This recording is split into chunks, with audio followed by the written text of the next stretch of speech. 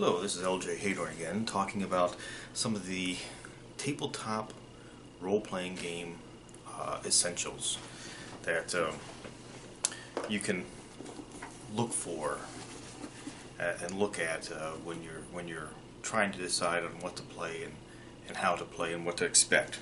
So, one of the things I want to talk about is I have a product here. This is the Dungeons and Dragons starter set. Some of the companies do create these boxes that you can experience the game without having to make a major investment. And I think this one here, $19.99 in the U.S. is how much it's going for. So with these, there's also Pathfinder has one as well. And normally when you get these, they have a set of dice in there, and that's your 6 dice that you need. And then they usually have things such as character sheets, blank ones. They may or may not have other sheets that are filled out already, so you don't have to worry about making a character if you're not quite sure how to make one yet.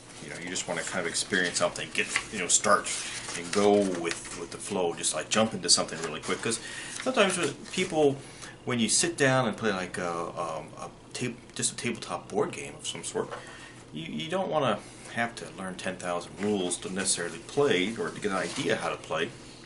It's easier just to say, hey, look, I've got something already to go with. So they make different characters for you to play, and the characters are what the normally that what players, these are what they will use. These character sheets, they will use these. They'll pretend to be these characters. Like this one here happens to be a wizard, and it says that he is a high elf or a type of elf.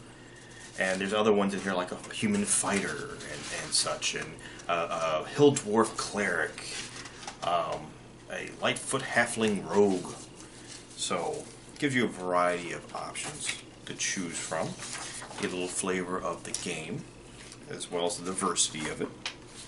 And then, besides the dice and the character sheets, they usually have some sort of rules.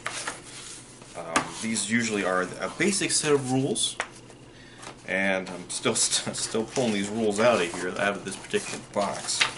So these can sometimes be loose, or they can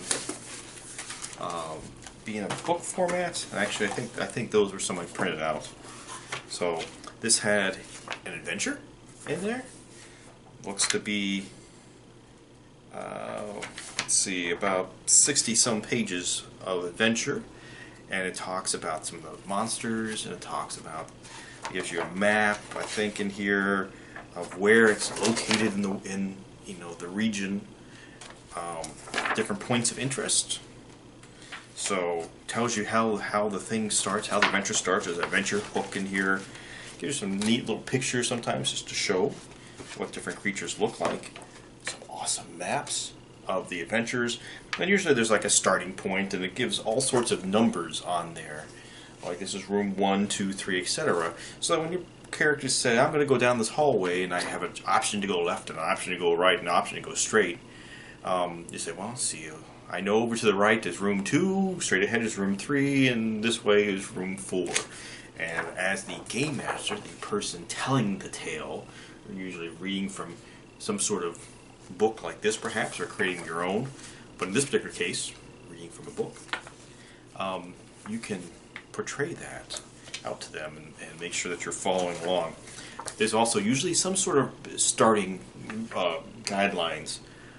This one here, starting set rulebook, and it talks about some of the spells that are used in the game, some of the equipment, weapons, things like that.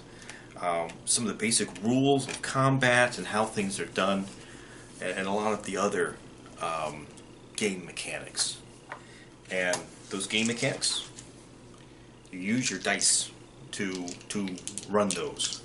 So, and that's that for that box. There's a little bit of filler in the bottom of this box, just to give it a little depth and to keep it from bouncing all over the place. So when it's packed up. But in general, you'll find that pretty much if a game does have a starter set, that's what you're going to kind of find in there. You may find additional things such as tokens, plastic miniatures, perhaps. It's kind of hard to say. Maybe a pencil or something. Who knows? Just depends on what they want to put in there. Usually, the more things you put in there, the little bit higher the price, perhaps, but not necessarily. So, again, the concept of a tabletop role-playing game is there's a person running the game, who is, in this particular case, that's Dungeons and Dragons, is the Dungeon Master. And that's the one who relays the story and tells the story. There are the players who participate in said story and make their decisions on what they want to do. And as the Game Master, you decide based on what they tell you they're doing, and based upon perhaps dice rolls and those things that aren't covered by dice, that are beyond the scope of the rules. You may determine what happens because of that. So someone may decide to do something so outlandish that the rules don't even cover it. And as the Game Master, or Dungeon Master in this particular case, you decide what happens, what's the outcome of said thing. So the main thing is the game's about fun. So it's not the Game Master versus the players.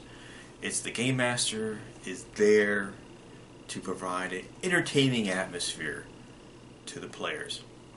My suggestion is, in case this seems a little bit daunting in all those pages that we just looked at, and rules perhaps, maybe find a local game if you can. There's usually gaming stores around in various different cities.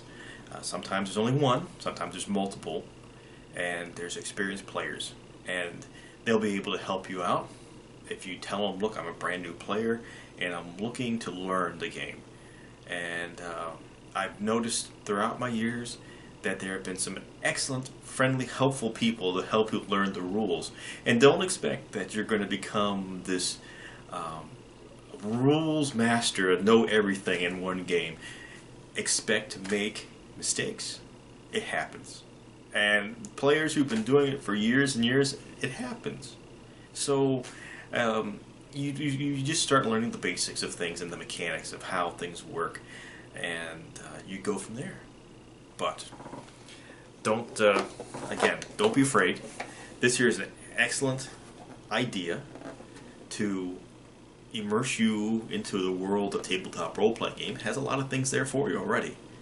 So, and get some friends who have maybe no clue either, and look through the rule books.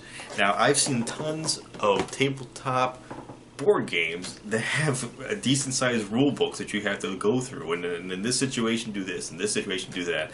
So, if you like that kind of thing, complexity of those games where they have a lot of different variables that could happen, allow you to do more things, then you're going to probably really enjoy tabletop role-playing games. So don't be afraid. It'll be alright. A lot of people get very nervous because they're like, did I do a good job? Was I alright? Or did I play my character okay? Because it's on both sides of the table. It's not just the Dungeon Master or the Game Master running the game who sometimes says, I don't know if I did a good job or not. It could easily be the players too who say, man, I just want to have fun, but I don't want to appear like I don't know what the heck I'm doing. And it's not a big deal. The main thing is when you sit down in that game, is you're going to have fun. That's what you want to go for, just to have fun. If you die, you die. You get another character, and you rejoin the party as a new member. It's not a big deal. As a game master, if you accidentally kill somebody because the dice said that you killed somebody, It's not a big deal either. Just as long as everyone's enjoying themselves and having a good time. It's when people get like, I hate your guts and I'm just going to kill you, or get argumentative at a table, then that's no fun. And you should step away from the table at that point. Or ask that person to step away from the table, because it's a matter of bringing a bunch of people together who enjoy each other's presence. And it's like going to a bar and just chit-chatting with people, or going out for a snack or a movie or anything. Have a good time with the game. That's it, covering the basic box set of tabletop role-playing game, and some of the stuff that's in there and what to expect. There's a few of the companies out there who make them, who make role-playing games that actually make a box set, such as this. Usually they're all around the same price, just because it's hard to get anything really small that isn't going to cost you at least $20. So that's that, and I'll cover more stuff in other videos. Thank you.